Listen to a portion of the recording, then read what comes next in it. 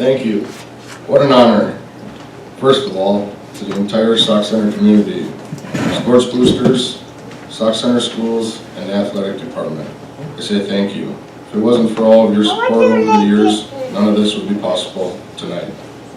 To my family, Aaron, Amy, Pete, Katie, thank you for the endless hours out in the yard playing ball, providing rides to practices and games, and always being my #1 cheerleaders.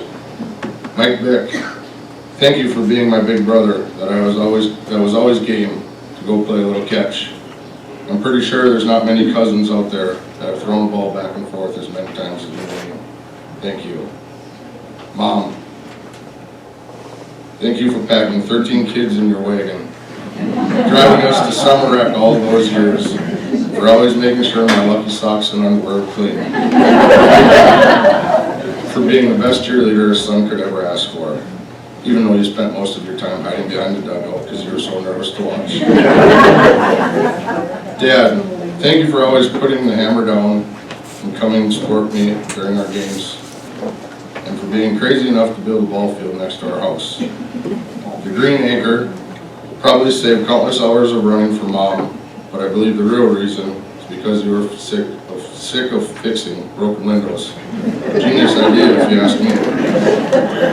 To my coaches, from Coach Trutton on T-ball, Essler, jug ball, Little League coaches, junior high coaches, thank you very much.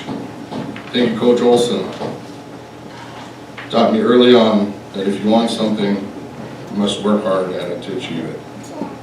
And for also, I'm sure there's lots of us here that know a boy named Sue was a yearly tradition that we love to hear from. Maybe tonight? If you don't sing that, I wouldn't be sad. Coach Warren, thank you for the endless hours together on the ball field, in the gym or in the weight room.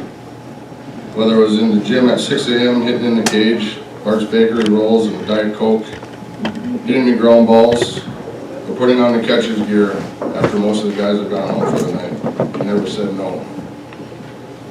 One thing I noticed last night when I was at school was looking around the trophy cases. I think there was one missing. Don't be alarmed, I'm pretty sure it didn't get in there. See, when you have a good team with great expectations, you can't take a day off or a game off. Coach Warren made sure we understood that. So when we took second place in subsections in 1994, he let us know there was no room for second place trophies in the trophy cabinet. When we were a first place team. When we arrived to practice the next day, that poor second place trophy had met the Easton 350. About 30 pieces on the locker room floor. I think he got his point across because we made it to the state championship that year.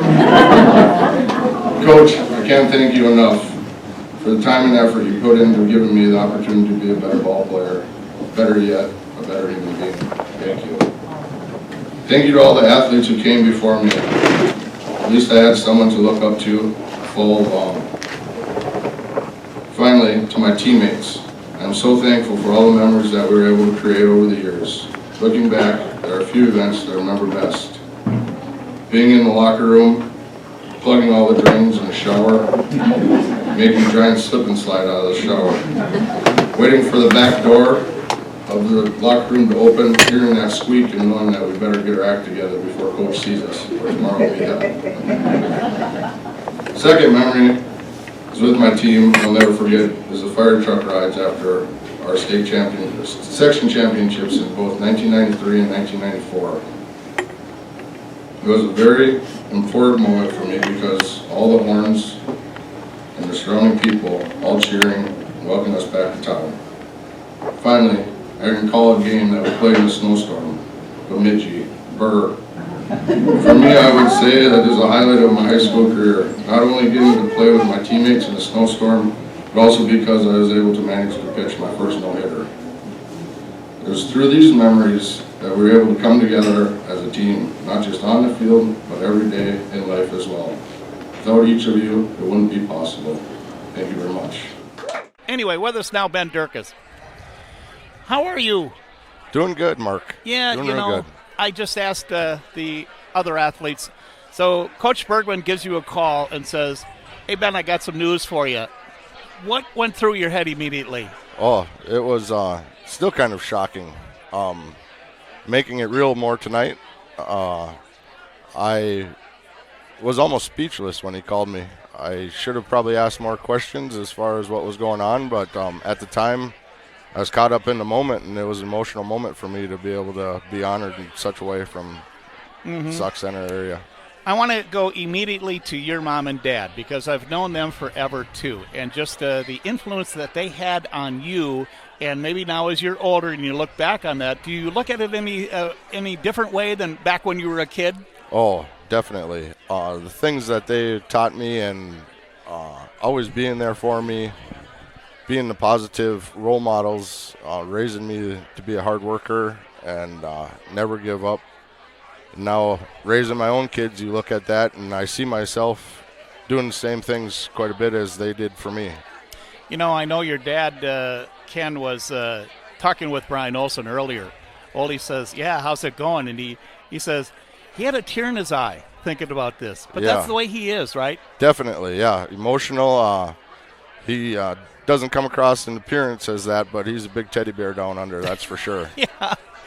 Can I bring up with you right away, because, and I hope it's not too personal, but you've had some health issues through your life, right? Right. And so can you tell us about that and how you overcame that? So I was, back in 2013, I was having some headaches and not feeling the best, and really came down to I felt like I was dying. Went into the doctor, and they did a CAT scan and found out that I had a brain tumor. Was admitted into the hospital right away, surgery. They really didn't think I was going to make it out of surgery, and if they did, they told Carrie that I probably wouldn't walk again. But thankfully, I was able to move my hands and wiggle my toes when I came out of surgery and breathe on my own, and went through months and months of physical therapy, occupational therapy, speech therapy, regaining some of the function that I had prior to being diagnosed with the tumor. Okay. Well, how are you now? I'm getting by. Yeah. Every day is still a challenge, but you learn new tactics and you learn a new normal in life, and you learn not to take another day for granted, that's for sure. I want to kind of get back to that, but I also want to touch on your, as an athlete for Sauk Center. Tell us, what did you do in high school? I played basketball up and through my junior year, football, 10th, 11th, and 12th grade, and then baseball all the way through from 2 years on up through 12th grade and collegiately. Well, you're certainly known as a baseball pitcher first and foremost because, again, you hold a Sauk Center record, right? Right. And what is that? With the lowest ERA. I remember back when you used to throw, and you could bring it, but you always had this mentality to me, tell me if I'm wrong, that it was like, give me the ball.